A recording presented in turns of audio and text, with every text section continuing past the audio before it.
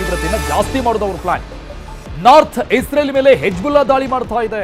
Israel ಮೇಲೆ Hezbollah ಸಂಘಟನೆ north Israel ವಾಯು ನೆಲೆ ಮೇಲೆ ಅಟ್ಯಾಕ್ ಮಾಡಿದೆ ಹೆಜ್ಬುಲ್ಲಾ ಸಂಘಟನೆ. ಉತ್ತರ ಇಸ್ರೇಲ್ನಲ್ಲಿ ರೆಡ್ ಅಲರ್ಟ್ ಘೋಷಣೆ ಮಾಡಲಾಗಿದೆ. ಲೆಬನಾನ್ನಿಂದ ಬಂದ ಡ್ರೋನ್ ಧ್ವಂಸ ಮಾಡಿದ ಇಸ್ರೇಲ್. ಸೊ ಈ ಲೆಬನಾನ್ ಮತ್ತು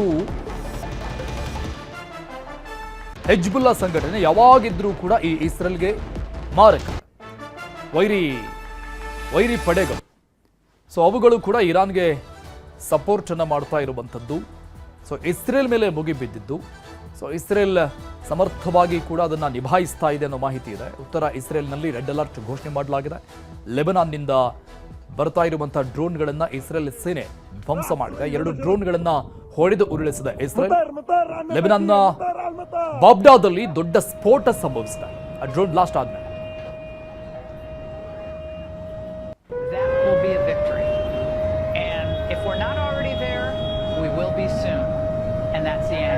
Here with us exclusively is Mike Wallace, U.S. Ambassador to the United Nations. Mr. Ambassador, thank you very much.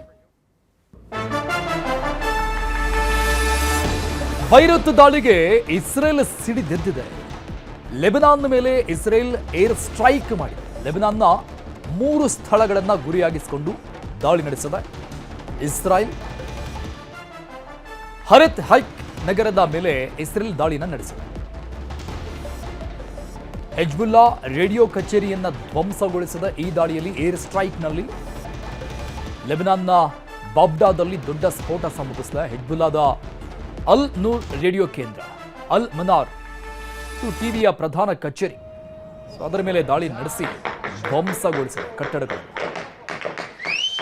ಹೆಜ್ಬುಲ್ಲಾದ radio ಕಚೇರಿ ಧ್ವಂಸಗೊಂಡಿರುವಂತಹ ವಿಡಿಯೋ ಒಂದು ಕಡೆ ಇದೆ.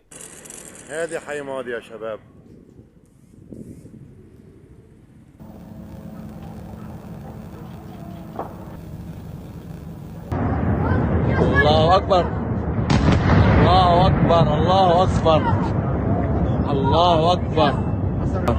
ما صار له شيء ما تخافي لك والله ما بيصير له شيء. الضرباء بيطلعوا على العالي.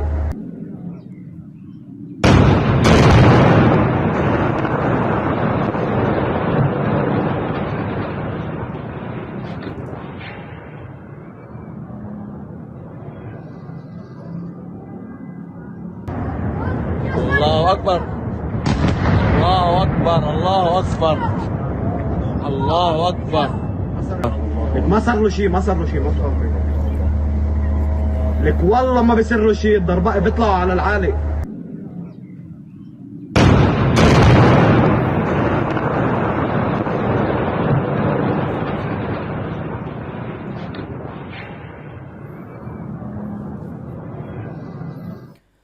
ಇರಾನ್ ಇಸ್ರೇಲ್ ನಡುವೆ ಭೀಕರ ಯುದ್ಧ ಮುಂದುವರಿತಾ ಇದೆ. ಇವತ್ತು 42 ವಿಮಾನಗಳ ಹಾರಾಟ ರದ್ದಾಗಿದೆ. ಅರಬ್ ರಾಷ್ಟ್ರಗಳಿಂದ ಬರಬೇಕಾಗಿದ್ದಂತಹ ವಿಮಾನಗಳು ರದ್ದಾಗಿರುವುದು, ಅಂದರೆ ಬೆಂಗಳೂರಿಗೆ ಬರಬೇಕಾಗಿದ್ದಂತಹ ಫ್ಲೈಟ್ಗಳೆಲ್ಲವೂ ಕೂಡ ಕೆಂಪೇಗೌಡ ಏರ್ಪೋರ್ಟ್ನಲ್ಲಿ ಪ್ರಯಾಣಿಕರು ಪರದಾಡ್ತಾ ಇದ್ದಾರೆ.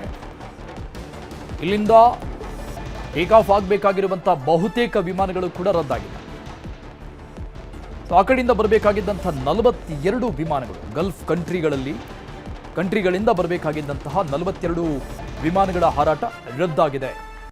ಅರಬ್ ರಾಷ್ಟ್ರಗಳಿಂದ ಬರಬೇಕಾಗಿದ್ದ ವಿಮಾನಗಳು ಇವೆಲ್ಲವೂ ಕೂಡ ಬೆಂಗಳೂರಿಗೆ ಅವನ್ನು ರದ್ದುಗೊಳಿಸಲಾಗಿದೆ. ಯಾಕಂದರೆ ಇನ್ನೂ ಅಲ್ಲಿ ಸಹಜ ವಾತಾವರಣ, ಫ್ಲೈಟ್ಗಳು ಹಾರಾಟ ನಡೆಸೋದಕ್ಕೆ ಸರಿಯಾಗಿಲ್ಲ. ಯುದ್ಧದ ಭೀಕರತೆ, ತೀವ್ರತೆ, ಪರಿಣಾಮ ಎಲ್ಲ ಜಾಸ್ತಿ ಆಗ್ತಾ ಇದೆ. ಇವತ್ತು 4ನೇ ದಿನ.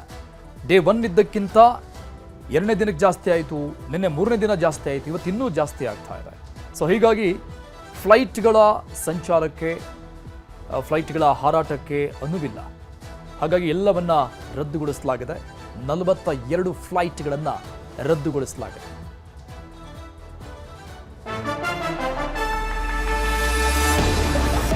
ಇನ್ನು ಬೆಂಗಳೂರಿಂದ ದುಬೈಗೆ ತೆರಳಿದ್ದಂಥ ವಿಮಾನಗಳು ವಾಪಸ್ ಆಗಿದ್ದಾವೆ. ಅಲ್ಲಿ ಲ್ಯಾಂಡ್ ಆಗೋಕ್ಕಾಗಿಲ್ಲ. ದುಬೈನಲ್ಲಿ ಲ್ಯಾಂಡ್ ಆಗೋದಕ್ಕೆ ಅನುಮತಿ ಸಿಕ್ಕಿಲ್ಲ. ಅನುಮತಿ ಸಿಗದೇನೆ ವಾಪಸ್ ಆಗಿದ್ದಾವೆ ಫ್ಲೈಟ್ಗಳು. ಬೆಳಿಗ್ಗೆ 7:30ಕ್ಕೆ ದುಬೈಗೆ ತೆರಳಿದ್ದಂಥ ಏರ್ ಇಂಡಿಯಾ ವಿಮಾನ ಪ್ರಯಾಣಿಕರಿಗೆ ಏರ್ಪೋರ್ಟ್ನಲ್ಲಿ ತಿಂಡಿ, ನೀರಿನ ವ್ಯವಸ್ಥೆಯನ್ನು ಮಾಡಲಾಗ್ತದೆ. ವಾಪಸ್ ಬಂದಿದೆ ಫ್ಲೈಟ್. KIL ಹೆಲ್ಪ್ ಡೆಸ್ಕ್ ಅನ್ನ ತೆರೆಯಲಾಗಿದೆ. ಪ್ರಯಾಣಿಕರಿಗೆ ಈ ಬಗ್ಗೆ ಮಾಹಿತಿಯನ್ನು ಕೊಡೋದಕ್ಕಾಗಿ ಹೋಗಿದ್ದಂಥ ಫ್ಲೈಟ್ ವಾಪಸ್ ಬಂದಿದೆ. ಪ್ರಯಾಣಿಕರನ್ನ ಕರೆದುಕೊಂಡು ದುಬೈಗೆ ತೆರಳಿದ್ದಂತಹ ಫ್ಲೈಟ್ ವಾಪಸ್ ಬಂದಿರೋದು ಏರ್ ಇಂಡಿಯಾ ವಿಮಾನ ಬೆಳಗ್ಗೆ 7:30ಕ್ಕೆ ದುಬೈಗೆ ರೀಚ್ ಆಗಿತ್ತು ಆಲ್ಮೋಸ್ಟ್. ಆದರೆ ಅಲ್ಲಿ ಆ ಫ್ಲೈಟನ್ನು ಇಳಿಯೋದಕ್ಕೆ ಅವಕಾಶ ಕೊಟ್ಟಿಲ್ಲ, ಪರಿಸ್ಥಿತಿ ಸರಿಯಾಗಿ ಇರಲಿಲ್ಲ.